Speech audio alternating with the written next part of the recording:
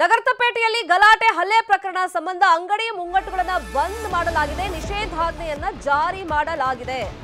ರಸ್ತೆಯಲ್ಲಿ ಹನುಮಾನ್ ಚಾಲೀಸಾ ಪಠಣವನ್ನ ಶುರು ಮಾಡಲಾಗಿದೆ. ಇನ್ನು ಘಟನೆ ಖಂಡಿಸಿ ಪ್ರತಿಭಟನೆಗೆ ಬಿಜೆಪಿ ನಾಯಕರು ಇಳಿದಿದ್ರು, ಅವರನ್ನ ವಶಕ್ಕೆ ಪಡೆಯಲಾಗಿದೆ.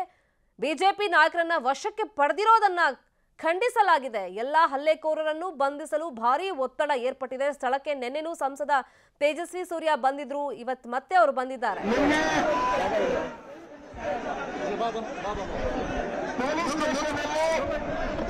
ಪೊಲೀಸರು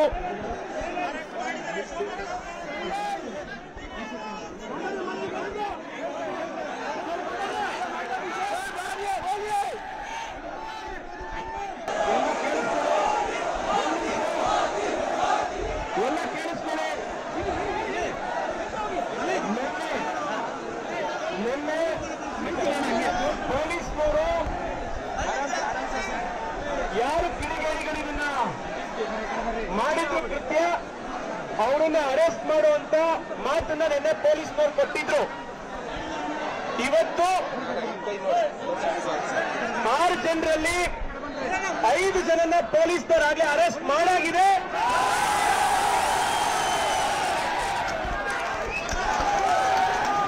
ಇನ್ನೊಬ್ಬರನ್ನು ಪೊಲೀಸ್ನವರು ಸದ್ಯದಲ್ಲೇ ಅರೆಸ್ಟ್ ಮಾಡಿದ್ದಾರೆ.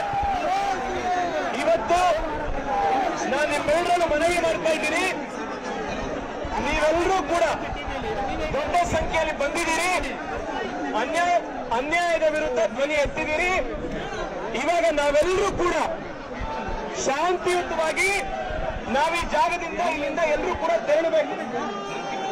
ನಾವು ಈ ಜಾಗದಲ್ಲಿ ನಿನ್ನೆ ಎಲ್ಲಿ ಅನ್ಯಾಯ ಆಗಿತ್ತು ಅಲ್ಲಿ ಬಂದು ಇಡೀ ಏರಿಯಾದಲ್ಲಿ ಜನಕ್ಕೆ ಆತ್ಮಸ್ಥೈರ್ಯ ಕೊಡೋದಕ್ಕೆ ಮತ್ತೆ ಕಾನ್ಫಿಡೆನ್ಸ್ ಜನಕ್ಕೆ ಕೊಡೋದಕ್ಕೆ ನಾವೆಲ್ಲರೂ ಕೂಡ ಬಂದಾಗಿದೆ. ಎಲ್ಲರೂ ಕೂಡ ಹನುಮಾನ್ ಚಾಲೀಸಾ ಪಠಣ ಮಾಡಿದ್ದೀರಿ, ನೀವು ಘೋಷಣೆಗಳನ್ನು ಕೂಗಿದ್ದೀರಿ, FIR ಅನ್ನು ಗಟ್ಟಿ ಮಾಡಿಸಾಗಿದೆ. ನಿನ್ನೆ FIR ಅಲ್ಲಿ ಏನು ತಪ್ಪಲಾಗಿತ್ತು ಅದು ನಿನ್ನೆನೆ ಪೊಲೀಸ್ನವರು ತಿದ್ದಿದ್ದಾರೆ. 5 ಜನನ ಅರೆಸ್ಟ್ ಮಾಡಾಗಿದೆ, ಇನ್ನೊಬ್ಬರನ್ನು ಅರೆಸ್ಟ್ ಮಾಡ್ತಾರೆ. ಇನ್ಯಾವತ್ತೂ ಈ ಭಾಗದಲ್ಲಿ ಈ ರೀತಿ ಇನ್ಸಿಡೆಂಟ್ಗಳು ಮತ್ತೆ ಆಗದಲ್ಲೇ ಇರೋ ರೀತಿ ಎಲ್ಲ ಆಕ್ಷನ್ ತಗೋತೀವಿ ಅಂತ ಕೂಡ ಪೊಲೀಸ್ನವರು ಭರವಸೆ ಕೊಟ್ಟಿದ್ದಾರೆ. ಇದು ನಮ್ಮೆಲ್ಲರ ಪ್ರಯತ್ನದ ಗೆಲುವು. ನಾನು ನಿಮ್ಮೆಲ್ಲರಲ್ಲಿ ನನ್ನ ರಿಕ್ವೆಸ್ಟ್, ಶಾಂತಿಯುತವಾಗಿ ಇಲ್ಲಿಂದ ನಾವು ಪ್ರತಿಭಟನೆಯನ್ನ ಇದನ್ನ ನಮ್ಮ ಸಭೆಯನ್ನು ಅಂತ್ಯಗೊಳಿಸಿ ಇಲ್ಲಿಂದ ಎಲ್ಲರೂ ಕೂಡ ತೆರಳಬೇಕು. ಎಲ್ಲರೂ ಕೂಡ ಇಲ್ಲಿ ನಡ್ಕೊಂಡು ಹೋಗೋಣ.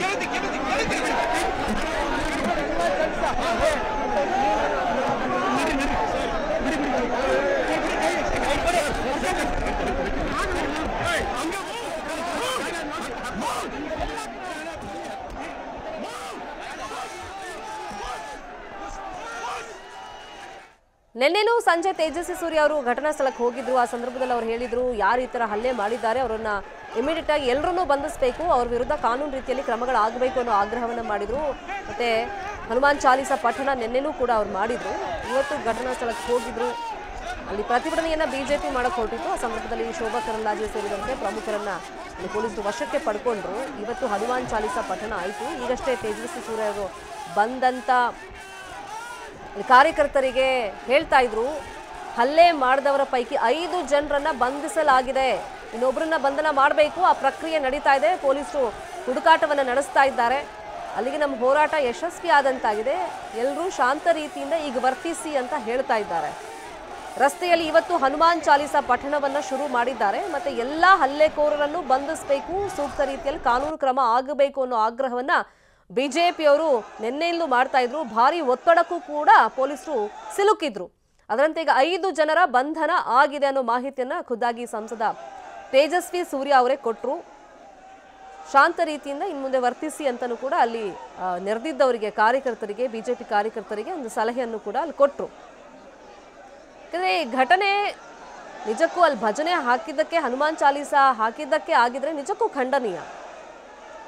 ಇಲ್ಲಿ ಆಜಾನ್ ವರ್ಸಸ್ ಹನುಮಾನ್ ಚಾಲೀಸ್ ಅನ್ನೋ ರೀತಿಯಲ್ಲಿ ಬಿಂಬಿತವಾಗಿತ್ತು. ಬೆಂಗಳೂರಿನ ನಗರತಪೇಟೆಯಲ್ಲಿ ಭಜನೆ ಗಲಾಟೆ ವಿಷಯವಾಗಿ ಹಿಂದೂ ಪರ ಸಂಘಟನೆ ಮತ್ತೆ ಬಿಜೆಪಿಯವರು ಪ್ರತಿಭಟನೆಯನ್ನು ಮುಂದುವರೆಸಿದ್ರು. ಕೇಂದ್ರ ಸಚಿವೆ ಶೋಭಾ ಕರಂದ್ಲಾಜೆ ಅವರನ್ನ ಪೊಲೀಸರು ವಶಕ್ಕೆ ಪಡ್ಕೊಂಡು, ಜೊತೆಗೆ ಶಾಸಕ ಸುರೇಶ್ ಕುಮಾರ್ ಅವರನ್ನು ಕೂಡ ವಶಕ್ಕೆ ಪಡ್ಕೊಂಡು ರ್ಯಾಲಿಗೆ ಅವಕಾಶ ಮಾಡಿಕೊಡ್ಬೇಕು ಅಂತ ಹೇಳಿ ಕಾರ್ಯಕರ್ತರು ಇವತ್ತು ಬೆಳಿಗ್ಗೆಯಿಂದಲೂ ಕೂಡ ಆಗ್ರಹವನ್ನ ಮಾಡ್ತಾ ಇದ್ರು. ಹಾಗಾಗಿ ಪರಿಸ್ಥಿತಿ ವಿಕೋಪಕ್ಕೆ ಹೋಗುತ್ತೆ, ಕೈ ಮೀರಿ ಹೋಗುತ್ತೆ ಅನ್ನೋ ಕಾರಣಕ್ಕೆ ನಗರತಪೇಟೆಯಲ್ಲಿ ನಿಷೇಧಾಜ್ಞೆಯನ್ನ ಜಾರಿ ಮಾಡಲಾಗಿದೆ. ಹೀಗಾಗಿ ರಸ್ತೆಯಲ್ಲೇ ಕೂತ್ಕೊಂಡು ಹನುಮಾನ್ ಚಾಲೀಸವನ್ನ ಕಾರ್ಯಕರ್ತರು ಪಠಣ ಮಾಡಿದ್ರು.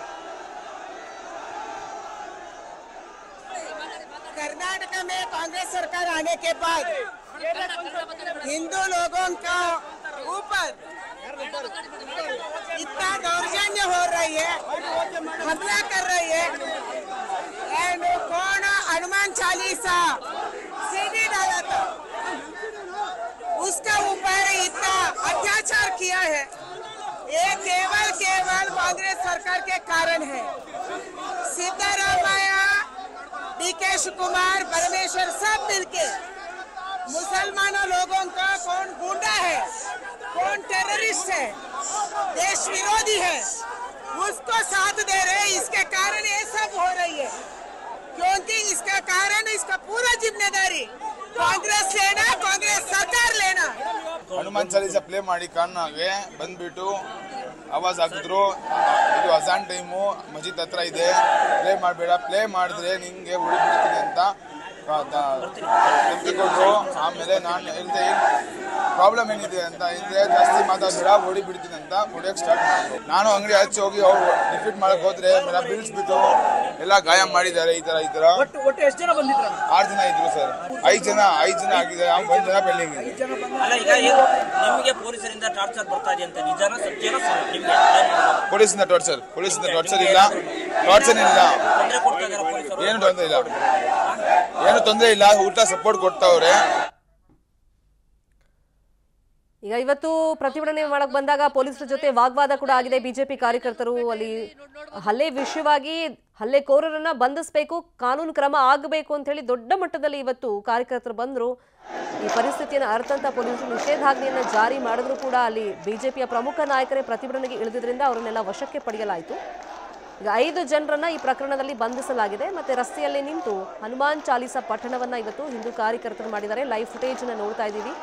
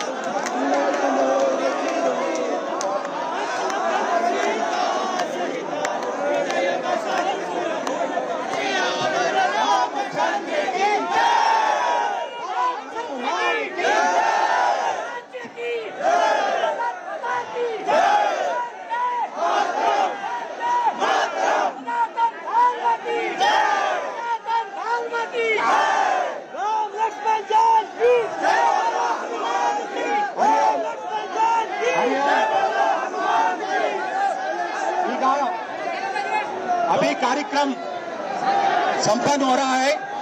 हम सभी शांति से हमारा काम के लिए, घर के लिए जाना है। अभी आरोपियों को ಇನ್ನು ಈ ಪ್ರಕರಣವನ್ನ ಬಿಜೆಪಿ ಸ್ವಾರ್ಥಕ್ಕೋಸ್ಕರ ಬಳಕೆ ಮಾಡ್ತಿದೆ ಅಂತ ಹೇಳಿ ದಿನೇಶ್ ಗುಂಡೂರಾವ್ ಕಿಡಿಕಾರಿದ್ದಾರೆ. ಅದರ ಫ್ಯಾಕ್ಟ್ಸ್ ಬಗ್ಗೆ ನಾನು ಹೇಳಕ್ ಹೋಗಲ್ಲ, ಯಾಕಂದ್ರೆ ಅದು ತನಿಖೆ ಮುಖಾಂತರ ಗೊತ್ತಾಗಬೇಕು. ನಾನೇನು ಹೇಳಿದ್ದೀನಿ ಅಂದ್ರೆ ಇದನ್ನು ಭಾರತೀಯ ಜನತಾ ಪಾರ್ಟಿಯವರು ತಮ್ಮ ಸ್ವಾರ್ಥಕ್ಕೋಸ್ಕರ ಉಪಯೋಗ ಮಾಡ್ತಾ ಇದ್ದಾರೆ, ಸ್ಪಷ್ಟ ಅದು. ಆ ಕಂಪ್ಲೇಂಟಲ್ಲಿ ಎಲ್ಲೂ ಕೂಡ ನಾನು ಭಜನೆ ಹಾಕಿದ್ದೆ, ಹನುಮಾನ್ ಚಾಲೀಸ ಹಾಕಿದ್ದೆ ಅಂತ ಹೇಳಿಲ್ಲ ಅವನು, ಅಥವಾ ಅಜಾನ್ ಬಗ್ಗೆ ಮಾತಾಡಿಲ್ಲ. ಮತ್ತು ಅದರಲ್ಲಿ ಹಿಂದೂಗಳು ಮುಸಲ್ಮಾನರು ಹುಡುಗರು ಹೋಗಿ ಒಂದ್ಮೇಲೆ ಗಲಾಟೆ ಮಾಡಿದ್ದಾರೆ. ಗಲಾಟೆ ಮಾಡಿದ್ದು ಖಂಡಿತ ವಿಡಿಯೋ ನೋಡಿದ್ರೆ ಆ ಹುಡುಗರುಗಳು ತಪ್ಪು ಮಾಡಿದ್ದಾರೆ, ಅವ್ರ ಮೇಲೆ ಕ್ರಮ ಆಗಬೇಕು, ಅವ್ರು ಯಾರೇ ಆಗಿರಲಿ. ಆ ಥರ ಹೋಗಿ ಬೆದರಿಕೆ ಹಾಕಿ ಯಾವ ಕಾರಣಕ್ಕೆ ಮಾಡ್ಕೊಂಡಿದ್ದಾರೋ ಗೊತ್ತಿಲ್ಲ, ಅದು ತಪ್ಪೇ. ಆದರೆ ಒಬ್ಬ MP ಆಗಿದ್ದವರು ತೇಜಸ್ವಿ ಸೂರ್ಯ ಬರೀ ಇದೇ ಥರ ದ್ವೇಷದ ಒಂದು ವಾತಾವರಣ ನಿರ್ಮಾಣ ಮಾಡೋದಕ್ಕೆ ಅಲ್ಲಿ ಹೋಗಿ ಬೇಜವಾಬ್ದಾರಿಯಿಂದ ನಡ್ಕೊಂಡಿರ್ತಕ್ಕಂಥದ್ದು ಅತ್ಯಂತ ಖಂಡನೀಯ. ಒಬ್ಬ ಯುವ ಮುಖಂಡ ಈ ರೀತಿ ನಡ್ಕೊಳ್ತಾರೆ ಅಂತ ಹೇಳಿದ್ರೆ ಅವರ ಒಂದು ಯಾವ ಚಿಂತನೆ ಇದೆ, ಅವ್ರ ಉದ್ದೇಶ ಏನು, ಇದು ಖಂಡಿತವಾಗಿಯೂ ಒಳ್ಳೆಯದಲ್ಲ. ಇದು ಈ ಥರದ ಘಟನೆಗಳನ್ನು ಚುನಾವಣೆ ಇದೆ ಅಂತ ಹೇಳಿ ವೋಟ್ ಗಳಿಸೋದಕ್ಕೋಸ್ಕರ ಇವತ್ತು ಈ ಥರ ಅವರ ಒಂದು ನಡವಳಿಕೆ ಭಾರತೀಯ ಜನತಾ ಪಾರ್ಟಿ ಮತ್ತು ವಿಶೇಷವಾಗಿ ಅವರ MP ತೇಜಸ್ವಿ ಸೂರ್ಯದು ಅತ್ಯಂತ ಕೀಳಮಟ್ಟದ ಒಂದು ರಾಜಕಾರಣ ಮಾಡಿದ್ದಾರೆ. ಇದೇ ವಿಚಾರವಾಗಿ ಇನ್ನಷ್ಟು ಡೀಟೇಲ್ ಆಗಿ ಇನ್ಫಾರ್ಮೇಶನ್ ಕೊಡೋದಕ್ಕೆ ನೇರ ಸಂಪರ್ಕದಲ್ಲಿ ಜಾಯಿನ್ ಆಗಿದ್ದಾರೆ ಸ್ಥಳದಿಂದಲೇ ನಮ್ಮ ರಿಪೋರ್ಟರ್ ಗಂಗಾಧರ್ ವಾಗಟ. ಫೋನ್ ಸಂಪರ್ಕದಲ್ಲಿ ಜಾಯಿನ್ ಆಗಿದ್ದಾರೆ ನಮ್ಮ reporter Gangadhar ವಾಗಟ. Gangadhar, present situation ಹೆಂಗಿದೆ? ಯಾಕಂದ್ರೆ ಬೆಳಗ್ಗೆಯಿಂದ ಹನುಮಾನ್ ಚಾಲೀಸ ಪಠಣ ಆಗ್ತಾ ಇದೆ, ಮತ್ತೆ ತೇಜಸ್ವಿ ಸೂರ್ಯ ಅವರು ಮಾಹಿತಿ ಕೊಡ್ತಾ ಇದ್ರು ಪ್ರಕರಣದಲ್ಲಿ 5 ಜನರ ಬಂಧನ ಆಗಿದೆ, ಈಗ ಶಾಂತ ರೀತಿಯಿಂದ ವರ್ತಿಸಬೇಕು ಅಂತ. ಬಟ್ ಹನುಮಾನ್ ಚಾಲೀಸ ಪಠಣ ಇನ್ನೂ ಮುಂದುವರೆದಿದೆ ಸ್ಥಳದಲ್ಲಿ. ಖಂಡಿತವಾಗಿಯೂ ಶರ್ಮಿಕಾ ಶೆಟ್ಟಿ, ಪ್ರಮುಖವಾಗಿ ನಗರಪೇಟೆಯಲ್ಲಿ ಇದು ಕೇವಲ ರ್ಯಾಲಿಯನ್ನ ಮಾಡ್ತಾರೆ ಅಂತ ಹೇಳಲಾಗ್ತಾ ಇತ್ತು. ಆದ್ರೆ ಇದು ಪ್ರತಿಭಟನೆಯ ಸ್ವರೂಪವನ್ನ ಪಡ್ಕೊಂಡಿದ್ದಾರೆ. ಇನ್ನೂ ಕೂಡ ಸಂಸದ ತೇಜಸ್ವಿ ಸೂರ್ಯ ಅವರು ಬಂದು 5 ಮಂದಿ ಬಂಧನವಾಗಿದೆ. ಎಲ್ಲರೂ ಕೂಡ ಶಾಂತದಿಂದ ವರ್ತನೆ ಮಾಡಿ ಎಲ್ಲರೂ ಸಹ ಸರ್ಕಾರ ಕೊಟ್ಟಿದ್ದಾರೆ ಅಂತ ಹೇಳಿದ್ರು ಸಹ ಅವರು ಹನುಮಾನ ಪ್ರಕಟಣೆಯನ್ನ ಮಾಡಿ ಇಡೀ ನಗರಪೇಟೆಯ ಸುತ್ತ ಸಂಪೂರ್ಣವಾಗಿ ಒಂದು ಕಡೆ ವರ್ತಕರಾಗಿರ್ಬೋದು, ಮತ್ತೊಂದು ಕಡೆ ಹಿಂದೂಪರ ಕಾರ್ಯಕರ್ತರು ಹನುಮ ಧ್ವಜಗಳನ್ನ ಹಿಡಿದು ಪ್ರತಿಭಟನೆಯನ್ನ ಮಾಡ್ತಾರೆ. ನ್ಯಾಯ ಬೇಕು, ನಮಗೆ ನ್ಯಾಯ ಬೇಕು, ಇದು ಮೊದಲೇ ಅಲ್ಲ, ಸಾಕಷ್ಟು ಬಾರಿ ಘಟನೆ ನಡೆದಿದೆ ಅಂತೇಳಿ ವ್ಯಕ್ತಪಡಿಸ್ತಾ ಇದ್ದಾರೆ. ಒಂದು ಕಡೆ ಬಿಜೆಪಿ ಇಡೀ ಕೇಂದ್ರ ವಿಭಾಗದ ಎಲ್ಲಾ ಇಲ್ಲಿ ಸ್ಥಳದಲ್ಲಿ ಮೊಕ್ಕಾಂ ಹಾಕಿ ಕಂಟ್ರೋಲ್ ಮಾಡ್ತಾ ಇದ್ರು ಸಹ ಇವರು ಕೇಳ್ತಾ ಇಲ್ಲ. ಒಂದು ಕಡೆ ಇಡೀ ನಗರಪೇಟೆಯಲ್ಲಿ ಹಿಂದೂಪರ ಕಾರ್ಯಕರ್ತರು, ಮಹಿಳಾ ಕಾರ್ಯಕರ್ತರಾಗಿರ್ಬೋದು, ವರ್ತಕರಾಗಿರ್ಬೋದು, ನಗರದ ಸಾಕಷ್ಟು ಕಡೆ ಈ ಜ್ಯುವೆಲರ್ಸ್ ವ್ಯಾಪಾರ ಮಾಡುವಂತ ಎಲ್ಲರೂ ಕೂಡ ಜಮಾವಣೆಯಾಗಿ ಈ ಒಂದು ರ್ಯಾಲಿಗೆ ಬೆಂಬಲವನ್ನ ಕೊಡ್ತಾ ಇದ್ದಾರೆ. ಜೈ ಶ್ರೀರಾಮ್, ಜೈ ಆಂಜನೇಯ ಮತ್ತೆ ಎಲ್ಲ ಒಂದು ಬ್ಯಾನರ್ಗಳನ್ನ ಹಾಕಿ ಇಲ್ಲಿ ಹೆಚ್ಚಾಗಿ ಒಂದು ಪ್ರತಿಭಟನೆಯನ್ನ ಮಾಡ್ತಾ ಇರುವಂತದ್ದು. ಸ್ಥಳದಲ್ಲಿ ಬಿಗುವಿನ ಒಂದು ವಾತಾವರಣ ಇದೆ, ಮತ್ತೆ ಇನ್ನೂ ಕೂಡ ಅದು ಕಂಟ್ರೋಲ್ ಆಗಿಲ್ಲ.